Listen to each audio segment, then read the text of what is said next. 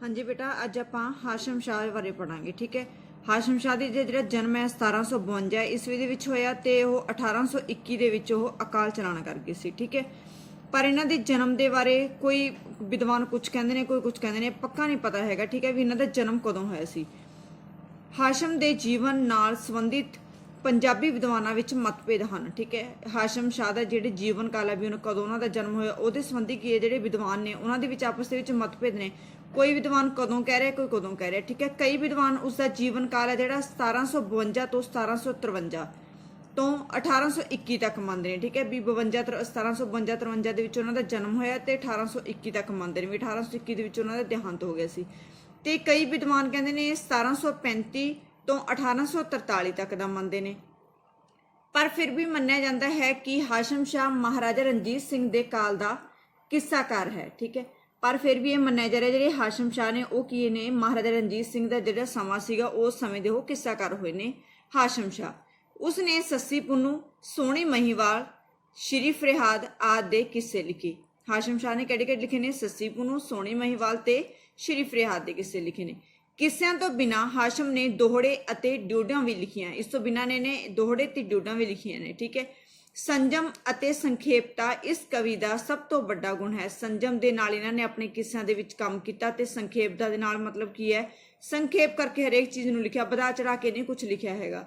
ਸਭ ਤੋਂ ਵੱਡਾ ਗੁਣ ਹੈ ਇਹ ਉਹਨਾਂ ਦਾ।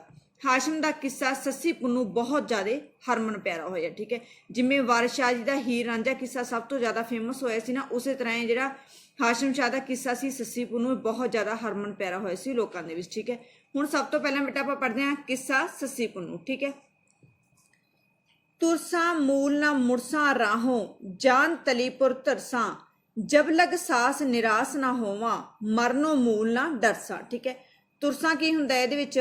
ਤੁਰਾਂਗੀ। ਠੀਕ ਹੈ, ਮੂਲ ਨਾ ਮੁਰਸਾਂ, ਮੂਲ ਨਾ ਮੁਰਸਾਂ ਕੀ ਹੁੰਦਾ? ਕਦੇ ਵਾਪਸ ਨਹੀਂ ਆਵਾਂਗੀ। ਠੀਕ ਹੈ, ਇਹਦੇ ਵਿੱਚ ਤੁਰਸਾਂ ਮੂਲ ਨਾ ਮੁਰਸਾਂ ਰਾਹੋ, ਸੱਸੀਆਂ ਆਪਣੀਆਂ ਇੱਛਾਵਾਂ ਨੂੰ ਜਿਹੜੀ ਕੀ ਹੈ ਉਹ ਆਪਣੀ ਮਾਂ ਦੇ ਅੱਗੇ ਪ੍ਰਗਟ ਕਰਦੀ ਹੋਈ ਕਹਿੰਦੀ ਹੈ ਵੀ ਉਹ ਆਪਣੇ ਪਿਆਰੇ ਪੁੰਨੂ ਦੀ ਖੋਜ ਦੇ ਵਿੱਚ ਉਹ ਕੀ ਹੈ, ਹਰ ਮੁਸ਼ਕਲ ਨੂੰ ਤਿਆਰ ਕਰਨ ਲਈ, ਪਾਰ ਕਰਨ ਦੇ ਲਈ ਉਹ ਤਿਆਰ ਹੈ। ਠੀਕ ਹੈ, ਤੇ ਹਰ ਔਖੇ ਰਸਤੇ ਨੂੰ ਵੀ ਉਹ ਪਾਰ ਕਰ ਲਏਗੀ ਤੇ ਆਪਣੀ ਜਾਨ ਕੁਰਬਾਨ ਕਰ ਦੇਵੇਗੀ ਉਹ ਪੁੰਨੂ ਦੇ ਪਿੱਛੇ। ਠੀਕ ਹੈ, ਜਬ ਲਗ ਸਾਸ, ਸਾਸ ਕੀ ਹੁੰਦਾ? ਸਾਹ। ਨਿਰਾਸ਼ ਨਾ ਹੋਵਾਂ ਮਰਨੋਂ ਮੂਲ ਨਾ ਡਰਸਾਂ। ਠੀਕ ਹੈ, ਮੂਲ ਕੀ ਹੁੰਦਾ? ਬਿਲਕੁਲ, ਬਿਲਕੁਲ ਨਹੀਂ ਡਰਦੀ ਹੈਗੀ ਉਹ ਮਰਨ ਤੋਂ।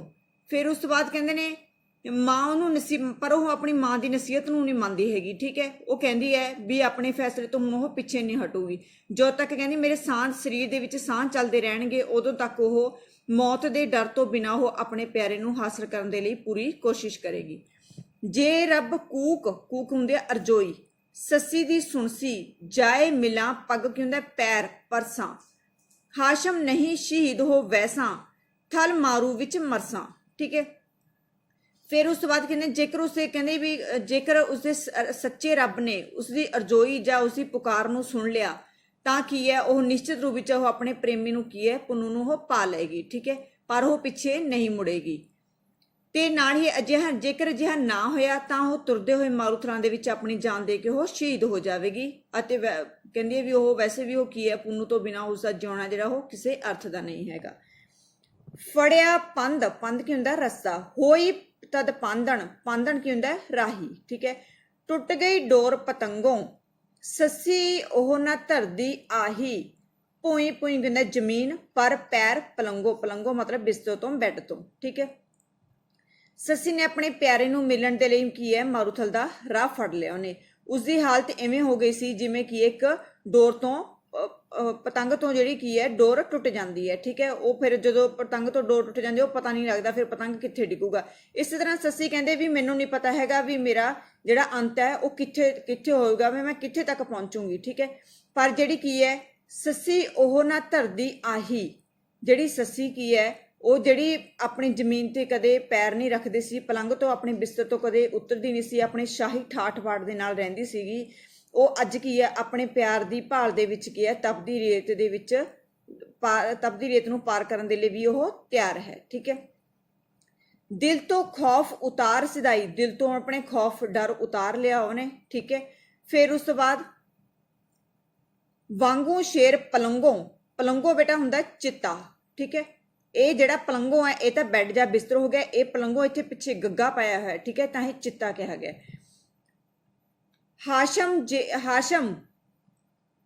ਹਾਸ਼ਮ ਜੇ ਦਮ ਜਾਣ ਖਲਾਸੀ, ਖਲਾਸੀ ਕੀ ਹੁੰਦਾ, ਮੁਕਤ ਹੋ ਜਾਣਾ, ਠੀਕ ਹੈ, ਮੁੱਕ ਜਾਣਾ। ਹੋਗਸ ਕੈਦ ਫਰੰਗੋ, ਠੀਕ ਹੈ। ਫਿਰ ਉਸ ਤੋਂ ਬਾਅਦ ਕੀ ਹੈ, ਹਾਸ਼ਮ ਸ਼ਾਹ ਜੀ ਲਿਖਦੇ ਨੇ, ਕਹਿੰਦੇ ਵੀ ਜਿਹੜੀ ਸੱਸੀ ਸੀਗੀ ਉਹ ਕੀ ਹੈ, ਬਿਨਾਂ ਡਰ ਤੋਂ ਬੇਖੌਫ ਹੋ ਕੇ ਉਹ ਕੀ ਹੈ ਮਾਰੂਥਲਾਂ ਦੇ ਵਿੱਚ ਆ ਗਈ ਹੈ, ਠੀਕ ਹੈ। ਇਸ ਤਰ੍ਹਾਂ ਆ ਗਈ ਹੈ, ਉਹਦੇ ਅੰਦਰ ਦਾ ਡਰ ਐਵੇਂ ਨਿਕਲ ਗਿਆ ਜਿਵੇਂ ਕੀ ਹੈ ਸ਼ੇਰ, ਜੰਗਲ ਦੇ ਵਿੱਚ ਸ਼ੇਰ ਤੇ ਚੀਤਾ ਬੇਖੌਫ ਹੋ ਕੇ ਬੇਡਰ ਨੀਡਰ ਹੋ ਕੇ ਫਿਰਦੇ ਹੋਣ, ਠੀਕ ਹੈ। ਫਿਰ ਉਸ ਤੋਂ ਬਾਅਦ ਕੀ ਹੈ, ਹਾਸ਼ਮ ਜੇ ਦਮ ਜਾਨ ਖਲਾਸੀ ਹੋਗਸ ਕੈਦ ਫਰੰਗੋ। ਫਿਰ ਉਸ ਤੋਂ ਬਾਅਦ ਕਹਿੰਦੇ ਆ ਵੀ ਉਸ ਲਈ ਜਿਹੜਾ ਪੁੰਨੂ ਦਾ ਵਿਛੋੜਾ ਹੈ ਉਹ ਕੀ ਹੈ, ਅਸਾਇਆ, ਉਹ ਆਪਣੀ ਮੌਤ ਨੂੰ ਗਲ ਲਾ ਲੇਗੀ ਪਰ ਉਹ ਪੁੰਨੂ ਨੂੰ ਹਾਸਲ ਕਰਕੇ ਹੀ ਰਹੇਗੀ। ਤੇ ਉਸ ਤੋਂ ਬਾਅਦ ਫਿਰ ਕੀ ਹੈ, ਉਸ ਨੂੰ ਤਾਂ ਜਿਹੜੀ ਕੀ ਹੈ ਬਿਰਹਾ ਹੁੰਦੀ ਹੈ, ਬਿਰਹਾ ਮਤਲਬ ਵਿਛੋੜਾ ਹੁੰਦਾ। ਮੁਕਤੀ ਹਾਸਲ ਕਰਨ ਨਾਲ ਉਨੀ ਖੁਸ਼ੀ ਹੋਣੀ ਹੈ ਜਿੰਨੀ ਕਿ ਇੱਕ ਅੰਗਰੇਜ਼ ਦੀ ਕੈਦ ਚੋਂ ਮੁਕਤ ਹੋ ਕੇ ਹੁੰਦੀ ਹੈ, ਠੀਕ ਹੈ। ਨੈਕਸਟ ਹੈਗਾ ਕਰ ਅਸਬਾਬ ਲਿਆ ਸ਼ਹਿਜ਼ਾਦੀ। ਅਸਬਾਬ ਕੀ ਹੁੰਦਾ, ਤਿਆਰੀ ਕਰ ਲੈਣੀ, ਠੀਕ ਹੈ। ਸ਼ਹਿਜ਼ਾਦੀ ਫੜਿਆ ਰਾਹ ਸ਼ੁਤਰ ਦਾ, ਸ਼ੁਤਰ ਕੀ ਹੁੰਦਾ, ਊਂਠ ਦਾ। ਪਾਣੀ ਖੁਰਾਕ, ਪਾਣੀ ਖੂਨ, ਖੁਰਾਕ ਕਲੇਜਾ, ਰਹਿਬਰ ਦਰਦ ਹਿਜ਼ਰ ਦਾ, ਠੀਕ ਹੈ। ਰਹਿਬਰ ਕੀ ਹੁੰਦਾ, ਰਾਹ ਦੱਸਣ ਵਾਲਾ, ਹਿਜ਼ਰ ਦਿਲ, ਹਿਜ਼ਰ ਪਿਆਰ, ਠੀਕ ਹੈ। ਕਰ ਅਸਬਾਬ ਲਿਆ ਸ਼ਹਿਜ਼ਾਦੀ। ਫਿਰ ਉਸ ਤੋਂ ਬਾਅਦ ਕਿ ਹਾਸ਼ਮ ਸ਼ਾਹ ਜੀ ਲਿਖਦੇ ਨੇ ਕਿ ਉਸਨੇ ਆਪਣੇ ਸ਼ਾਹੀ ਠਾਠਵਾੜ ਨੂੰ ਛੱਡ ਕੇ ਮਾਰੂਥਲਾਂ ਦੇ ਵਿੱਚ ਜਾਣ ਦੀ ਤਿਆਰੀ ਕਰ ਲਈ ਹੈ, ਠੀਕ ਹੈ। ਉਹ ਊਂਠਾਂ ਦੇ ਆਸਰੇ ਕੀ ਹੈ ਆਪਣਾ ਰਸਤਾ ਜਿਹੜਾ ਉਹ ਕੀ ਉਹ ਤੈਅ ਕਰੇਗੀ, ਅਤੇ ਨਾਲ ਹੀ ਜਿਹੜੇ ਉਹ ਜਿਹੜਾ ਕੀ ਹੈ ਪਾਣੀ ਹੈ ਉਹਦੇ ਪੀਣ ਦੇ, ਪਾਣੀ ਜਿਹੜਾ ਜਦੋਂ ਆਪਾਂ ਪਾਣੀ ਪੀਂਦੇ ਹਾਂ, ਠੀਕ ਹੈ, ਤਾਂ ਜਿਹੜਾ ਉਹਦਾ ਖੂਨ ਹੈ ਉਹ ਉਹਦੀ ਪਾਣੀ ਬਣ ਗਿਆ, ਪਾਣੀ ਦੀ ਪਿਆਸ ਬਣ ਗਈ ਹੈ, ਠੀਕ ਹੈ, ਪਾਣੀ ਬਣ ਗਿਆ। ਖੁਰਾਕ ਕਲੇਜਾ, ਤੇ ਜਿਹੜਾ ਉਹਦਾ ਕਲੇਜਾ ਉਹਦੀ ਖੁਰਾਕ ਬਣ ਗਿਆ, ਰਹਿਬਰ ਦਰਦ ਹਿਜ਼ਰ ਦਾ, ਠੀਕ ਹੈ।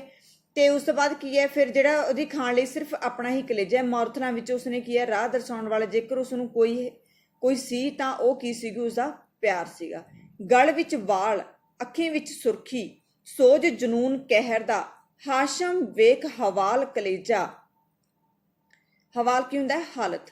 ਘਾਇਲ ਸ਼ਮਸ਼, ਸ਼ਮਸ਼ ਕੀ ਹੁੰਦਾ, ਸੂਰਜ। ਕਮਰ ਹੁੰਦਾ ਚੰਦਰਮਾ, ਠੀਕ ਹੈ, ਕਮਰ ਦਾ। ਫਿਰ ਉਸ ਤੋਂ ਬਾਅਦ ਕਹਿੰਦੇ ਨੇ ਵੀ ਉਹਦੇ ਜਿਹੜੇ ਸੱਸੀ ਦੇ ਵਾਲ ਸੀਗੇ ਖੁੱਲ੍ਹ ਕੇ ਗਲ ਦੇ ਵਿੱਚ ਪੈ ਗਏ ਸੀ। ਅੱਖਾਂ ਦੇ ਵਿੱਚ ਜਿਹੜੀ ਉਹਦੀ ਭਖਦੀ ਗਰਮੀ ਸੀ ਉਹ ਅੱਖਾਂ ਦੇ ਵਿੱਚ ਉਹਦੀ ਲਾਲੀ ਸੀਗੀ, ਸੁਰਖੀ ਮਤਲਬ ਲਾਲੀ, ਲਾਲ ਹੋ ਗਈਆਂ ਸੀ ਉਹਦੀਆਂ ਭਖਦੀਆਂ ਅੱਖਾਂ ਦੇ, ਭਖਦੀ ਗਰਮੀ ਦੇ ਵਿੱਚ ਉਹਦੀਆਂ ਅੱਖਾਂ ਜਿਹੜੀਆਂ ਲਾਲ ਹੋ ਗਏ ਸੀ। ਜੇਕਰ ਕਹਿੰਦੇ ਕੋਈ ਤਾਕਤ ਸੀ ਉਹਨੂੰ ਰੋਕ ਸਕਦੀ ਸੀ, ਉਹ ਸੀਗਾ ਉਹਦੇ ਪੁੰਨੂ ਦਾ ਪਿਆਰ, ਠੀਕ ਹੈ। ਉਹ ਉਹਨੂੰ ਹਾਸਲ ਕਰਨ ਦੀ ਉਹਦੇ ਮਨ ਦੇ ਵਿੱਚ, ਦਿਲ ਦੇ ਵਿੱਚ ਇੱਛਾ ਸੀਗੀ। ਫਿਰ ਉਸ ਤੋਂ ਬਾਅਦ ਹਾਸ਼ਮ ਸ਼ਾਹ ਲਿਖਦਾ ਕਿ ਉਹਦੀ ਹਾਲਤ ਹੈ ਜਿਹੜੀ ਵੇਖ ਕੇ ਇੰਜ ਲੱਗ ਰਿਹਾ ਸੀ ਜਿਵੇਂ ਕੀ ਹੈ ਸੂਰਜ ਤੇ ਚੰਦਰਮਾ ਦਾ ਵੀ ਹਿਰਦਾ ਘਾਇਲ ਹੋ ਰਿਹਾ ਸੀਗਾ, ਠੀਕ ਹੈ, ਜ਼ਖਮੀ ਹੋ ਰਿਹਾ ਸੀਗਾ। ਹਾਲੋ ਬੇਹਾਲ ਹੋਈ ਸੱਸੀ ਦਾ ਜਿਹੜਾ ਦਰਦ ਹੈ ਉਹ ਕੀ ਹੈ ਸ਼ਿਖਰਾਂ ਤੇ ਸੀਗਾ, ਠੀਕ ਹੈ। ਚਮਕੀ ਆਣ ਦੁਪਹਿਰੀ ਵੇਲੇ, ਗਰਮੀ ਗਰਮ ਬਹਾਰੇ, ਤਪਦੀ ਵਾਉ, ਵਾਉ ਕੀ ਹੁੰਦਾ ਹਵਾ, ਵਗੇ ਅਸਮਾਨੋਂ ਪੰਛੀ ਮਾਰ ਉਤਾਰੇ। ਫਿਰ ਉਸ ਤੋਂ ਬਾਅਦ ਕੀ ਹੈ, ਗਰਮੀਆਂ ਦੀ ਰੁੱਤ ਦੇ ਵਿੱਚ ਜਿਹੜਾ ਕੀ ਹੈ ਦੁਪਹਿਰ ਦੇ ਵੇਲੇ ਦੀ ਗਰਮੀ ਹੈ ਪੂਰੇ ਸ਼ਿਖਰਾਂ ਤੇ ਸੀਗੀ, ਠੀਕ ਹੈ। ਬਹੁਤ ਜ਼ਿਆਦਾ ਗਰਮੀ ਪੈ ਰਹੀ ਸੀ, ਬਹੁਤ ਜ਼ਿਆਦਾ ਗਰਮ ਹਵਾ ਚੱਲ ਰਹੀ ਸੀ। ਇੰਨੀ ਜ਼ਿਆਦਾ ਗਰਮ ਹਵਾ ਚੱਲ ਰਹੀ ਸੀਗੀ ਵੀ ਜਿਵੇਂ ਅਸਮਾਨ ਦੇ ਵਿੱਚ ਜਿਹੜੇ ਉੜਦੇ ਪੰਛੀ ਨੇ ਉਹ ਮਰ ਮਰ ਕੇ ਨੀਚੇ ਗਿਰ ਰਹੇ ਨੇ, ਠੀਕ ਹੈ। ਆਤਸ਼ ਦਾ ਦਰਿਆ, ਆਤਸ਼ ਮਤਲਬ ਅੱਗ ਦਾ ਦਰਿਆਓ ਖਲੋਤਾ, ਥਲ ਮਾਰੂ ਵੱਲ ਚਾਰੇ, ਚਾਰੇ ਪਾਸੇ ਕੀ ਹੈ ਆਤਸ਼ ਹੈ ਮਤਲਬ ਜਿਹੜਾ ਅੱਗ ਦਾ ਦਰਿਆ ਹੈ ਉਹ ਕਿ ਚਾਰੇ ਪਾਸੇ ਖਲੋ ਰਿਹਾ ਸੀ। ਇਸ ਤਰ੍ਹਾਂ ਮਾਰੂਥਲ ਦੇ ਵਿੱਚ ਇਸ ਤਰ੍ਹਾਂ ਲੱਗ ਰਿਹਾ ਸੀ ਵੀ ਚਾਰੇ ਪਾਸੇ ਅੱਗ ਹੀ ਅੱਗ ਦਾ ਦਰਿਆ ਹੈ। ਹਾਸ਼ਮ ਫੇਰ ਪਿਛਾ ਨਾ ਮੁੜਦੀ, ਲੂ ਲੂ ਹੋਤ ਪੁਕਾਰੇ, ਹੋਤ ਕੀ ਕਿਹਨੂੰ ਕਿਹਾ ਗਿਆ, ਪੁੰਨੂ ਨੂੰ ਕਿਹਾ ਗਿਆ। ਵੀ ਹਾਸ਼ਮ ਸ਼ਾਹ ਲਿਖ ਰਿਹਾ ਹੈ ਵੀ ਸੱਸੀ ਕਹਿ ਰਿਹਾ ਵੀ ਉਹ ਹੁਣ ਇੰਨਾ ਕੁਝ ਕਰਨ ਦੇ ਬਾਵਜੂਦ ਉਹ ਪਿੱਛੇ ਨਹੀਂ ਮੁੜੇਗੀ, ਕਿਉਂਕਿ ਉਹਦਾ ਲੂ ਲੂ ਹੈ ਜਿਹੜਾ ਉਹਦਾ ਕੀ ਰੋਮ ਰੋਮ ਹੈ ਉਹ ਪੁੰਨੂ ਨੂੰ ਪੁਕਾਰ ਕਰ ਰਿਹਾ ਤੇ ਉਹ ਆਪਣੀ ਪੁੰਨੂ ਤੋਂ ਬਿਨਾਂ ਉਸਨੂੰ ਹੋਰ ਕੁਝ ਨਹੀਂ ਸੁਝ ਰਿਹਾ। ਨਾਜ਼ੁਕ ਪੈਰ ਗੁਲਾਬ ਸੱਸੀ ਦੇ, ਮਹਿੰਦੀ ਨਾਲ ਸ਼ਿੰਗਾਰੇ, ਆਸ਼ਿਕ ਵੇਖ ਬਹੇ ਇੱਕ ਵਾਰੀ, ਜਿਉਂ ਤਿੰਨਾ ਪਰਵਾਰੇ। ਫਿਰ ਹਾਸ਼ਮ ਸ਼ਾਹ ਜੀ ਲਿਖਦੇ ਨੇ ਕਿ ਜਿਹੜੇ ਸੱਸੀ ਦੇ ਪੈਰ ਸੀ ਗੁਲਾਬ ਦੇ ਵਾਂਗ ਬੜੇ ਹੀ ਕੋਮਲ ਸੀਗੇ। ਉਹ ਹਰਦਮ ਆਪਣੇ ਪੈਰਾਂ ਨੂੰ ਕੀ ਹੈ ਮਹਿੰਦੀ ਦੇ ਨਾਲ ਸ਼ਿੰਗਾਰ ਕੇ ਰੱਖਦੀ ਸੀਗੀ, ਜਿਸ ਦੀ ਖੂਬਸੂਰਤੀ ਨੂੰ ਵੇਖ ਕੇ ਕੋਈ ਵੀ ਕੀ ਹੈ ਆਪਣੀ ਜਾਨ ਕੁਰਬਾਨ ਕਰਨ ਦੇ ਲਈ ਤਿਆਰ ਰਹਿੰਦਾ ਸੀਗਾ, ਠੀਕ ਹੈ। ਬਾਲੂ ਰੇਤ ਤਪੇ ਵਿੱਚ ਥਲਦੇ, ਭੁੰਨਣ ਜੌਂ ਪੁਠਿਆਰੇ, ਹਾਸ਼ਮ ਵੇਖ ਯਕੀਨ ਸੱਸੀ ਦਾ, ਫਿਰ ਨਹੀਂ ਦਿਲ ਹਾਰੇ। ਫਿਰ ਇਹਦੇ ਵਿੱਚ ਕੀ ਕਹਿੰਦੇ ਨੇ, ਜਿਹੜੀ ਰੇਤ ਸੀਗੀ ਉਹ ਰੇਤ ਇੰਨੀ ਜ਼ਿਆਦਾ ਤਪ ਰਹੀ ਸੀਗੀ ਵੀ ਜਿਵੇਂ ਕੀ ਹੈ ਭੱਠੀ ਦੇ ਵਿੱਚ ਜਿਹੜੇ ਕੀ ਨੇ ਜੌਂ ਭੁੰਨੇ ਜਾਂਦੇ ਨੇ, ਦਾਣੇ ਭੁੰਨੇ ਜਾਂਦੇ ਨੇ, ਭਠਿਆਰੇ ਦਾਣੇ ਭੁੰਨ ਰਹੇ ਹੁੰਦੇ ਨੇ, ਇੰਨੀ ਜ਼ਿਆਦਾ ਗਰਮ ਰੇਤ ਹੁੰਦੀ ਹੈ। ਉਸੇ ਤਰ੍ਹਾਂ ਕੀ ਹੈ ਜੇ ਮਾਰੂਥਲ ਦੀ ਰੇਤ ਹੈ ਜਿਹੜੀ ਉਹ ਤਪ ਰਹੀ ਸੀਗੀ। ਹਾਸ਼ਮ ਵੇਖ ਯਕੀਨ ਸੱਸੀ ਦਾ, ਫਿਰ ਨਹੀਂ ਦਿਲ ਹਾਰੇ, ਹਾਸ਼ਮ ਸ਼ਾਹ ਆਖਦੇ ਨੇ ਕਿ ਇਸ ਦੇ ਬਾਵਜੂਦ ਵੀ ਸੱਸੀ ਹੈ ਜਿਹੜਾ ਉਹਦਾ ਆਪਣੇ ਪ੍ਰੇਮ ਤੇ ਉੱਪਰ, ਆਪਣੇ ਪਿਆਰ ਦੇ ਉੱਪਰ ਇੰਨਾ ਜ਼ਿਆਦਾ ਅਟੁੱਟ ਵਿਸ਼ਵਾਸ ਸੀ ਕਿ ਉਹ ਦਿਲ ਨਹੀਂ ਸੀ ਹਾਰ ਰਹੀ। ਉਸ ਨੂੰ ਯਕੀਨ ਸੀ ਕਿ ਉਹ ਇੱਕ ਨਾ ਇੱਕ ਦਿਨ ਕੀ ਹੈ ਪੁੰਨੂ ਦੇ ਕੋਲ ਪਹੁੰਚ ਜਾਵੇਗੀ। ਦਿਲ ਵਿੱਚ ਤਪਸ਼, ਥਲਾਂ ਦੀ ਗਰਮੀ, ਆਣ ਫਿਰਾਕ ਰੰਝਾਣੀ। ਦਿਲ ਵਿੱਚ ਤਪਸ਼, ਠੀਕ ਹੈ। ਫਿਰ ਉਸ ਤੋਂ ਬਾਅਦ ਤਪਸ਼ ਕੀ ਹੁੰਦੀ ਹੈ? ਗਰਮੀ ਹੁੰਦੀ ਹੈ। ਫਿਰਾਕ ਕੀ ਹੁੰਦਾ ਹੈ? ਵਿਛੋੜਾ। ਰੰਝਾਣੀ ਕੀ ਹੁੰਦਾ ਹੈ? ਦੁੱਖ ਦਰਦ ਦੇ ਨਾਲ ਉਹ ਭਰੀ ਹੋਈ। ਕਿਚਰਕ ਕਿੰਨਾ ਚਿਰ, ਦਿਲਵਰੀਆਂ ਹੌਸਲਾ, ਲਬਾਂ ਬੁੱਲ, ਠੀਕ ਹੈ। ਦਿਲ ਵਿੱਚ ਤਪਸ਼, ਥਲਾਂ ਦੀ ਗਰਮੀ, ਆਣ ਫਿਰਾਕ ਰੰਝਾਣੀ, ਕਿਚਰਕ ਨੈਣ ਦੇਣ ਦਿਲਵਰੀਆਂ, ਚੋਣ ਲਬਾਂ ਵਿੱਚ ਪਾਣੀ, ਠੀਕ ਹੈ। ਫਿਰ ਉਸ ਤੋਂ ਬਾਅਦ ਕੀ ਹੈ? ਹਾਸ਼ਮ ਸ਼ਾਹ ਜੀ ਲਿਖਦੇ ਨੇ ਕਿ ਉਸਦੇ ਦਿਲ ਵਿੱਚ ਪਹਿਲਾਂ ਹੀ ਆਪਣੇ ਪ੍ਰੇਮ ਦੇ ਲਈ, ਆਪਣੇ ਪਿਆਰੇ ਦੇ ਲਈ ਵਿਛੋੜੇ ਦੀ ਬਹੁਤ ਜ਼ਿਆਦਾ ਗਰਮੀ ਸੀਗੀ, ਠੀਕ ਹੈ। ਪਰ ਫਿਰ ਵੀ ਕੀ ਹੈ, ਉਸਨੂੰ ਪੁੰਨੂ ਦਾ ਜਿਹੜਾ ਵਿਜੋਗ ਹੈ ਉਹ ਕੀ ਹੈ ਸਤਾ ਰਿਹਾ ਸੀਗਾ। ਉੱਪਰੋਂ ਦੀ ਇੰਨੀ ਜ਼ਿਆਦਾ ਗਰਮੀ ਸੀ ਜਿਸ ਦੇ ਕਾਰਨ ਕੀ ਹੈ ਜਿਹੜੀ ਸੱਸੀ ਦੀ ਹਾਲਤ ਆ ਬਹੁਤ ਜ਼ਿਆਦਾ ਖਰਾਬ ਹੋ ਗਈ ਸੀਗੀ, ਠੀਕ ਹੈ। ਉਹ ਕਸ਼ਟ ਸਹਿੰਦੀ ਹੋਈ ਕੀ ਹੈ ਅੱਗੇ ਵੱਲ ਵੱਧਦੀ ਜਾ ਰਹੀ ਸੀਗੀ। ਹੁਣ ਤਾਂ ਰੋ ਰੋ ਕੇ ਵੀ ਜਿਹੜੇ ਉਹਦੇ ਨੈਣ ਸੀਗੇ ਉਹ ਕੀ ਹੈ ਉਸਨੂੰ ਹੌਸਲਾ ਦੇਣ ਤੋਂ ਸਾਥ ਛੱਡ ਰਹੇ ਸੀਗੇ। ਜਿਹੜੇ ਉਹਦੇ ਪਿਆਸੇ ਬੁੱਲ ਸੀਗੇ, ਗਰਮੀ ਸੀ ਉਹਦੇ ਬੁੱਲਾਂ ਤੇ ਆ ਕੇ ਪਾਣੀ ਬਣ ਕੇ ਚੋ ਰਹੀ ਸੀਗੀ, ਠੀਕ ਹੈ। ਫਿਰ ਡਾਢ ਕਰੇ ਹੱਠ ਦਿਲ ਦਾ, ਪਰ ਜਦ ਬਹੁਤ ਵਿਹਾਣੀ।